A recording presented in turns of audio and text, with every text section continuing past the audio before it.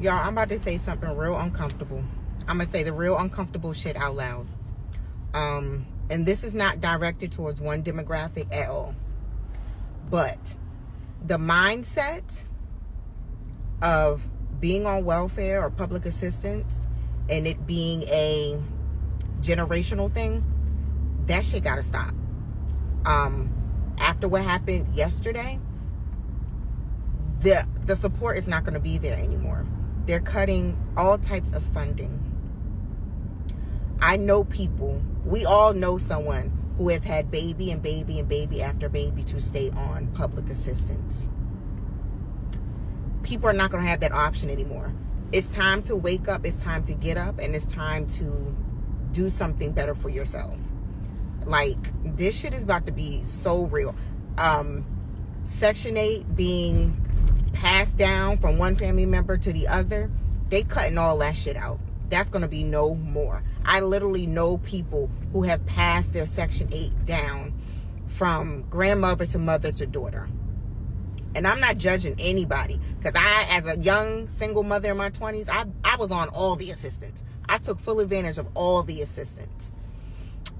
So I'm coming from a place of I was there. But again, the government's not going to take care of these kids anymore. They're not going to take care of you. And mentally, we have to start changing the way we do things.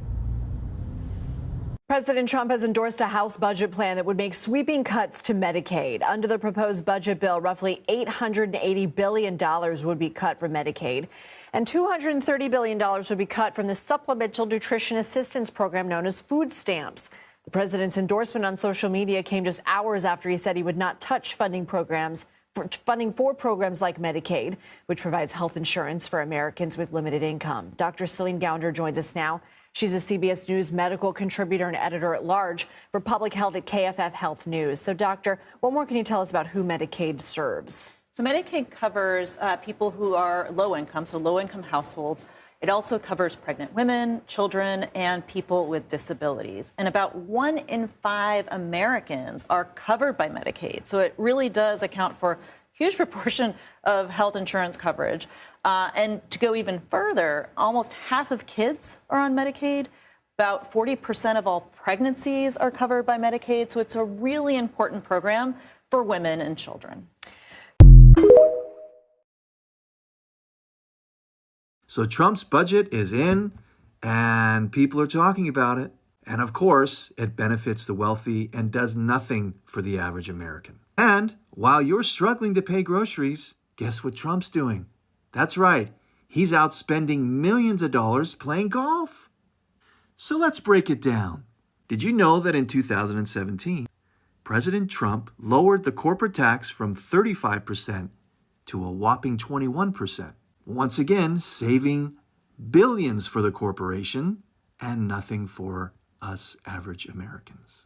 And guess what? Now he wants to extend those cuts permanently. While the rich keep their tax breaks, this budget cuts up to $2 trillion. That's with a T, my friends.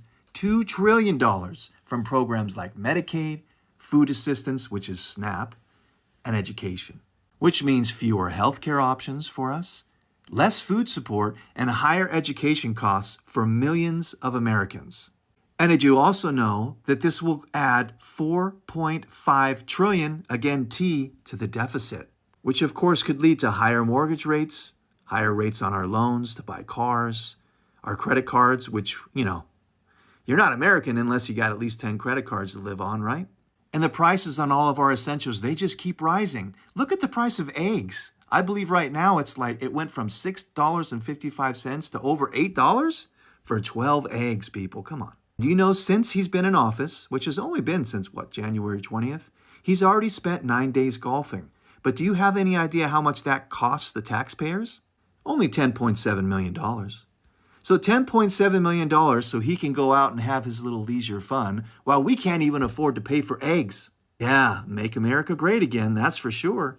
So who really benefits from this budget? Wealthy individuals and the corporations, they get to keep their tax cuts, while middle and lower income Americans get cuts on their Medicare, their food assistance, and their education.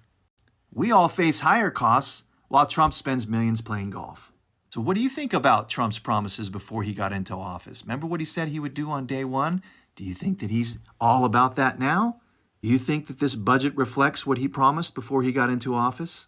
Or is he just doing what he has always done, which is support the very wealthy people that he surrounds himself with? So what do you think?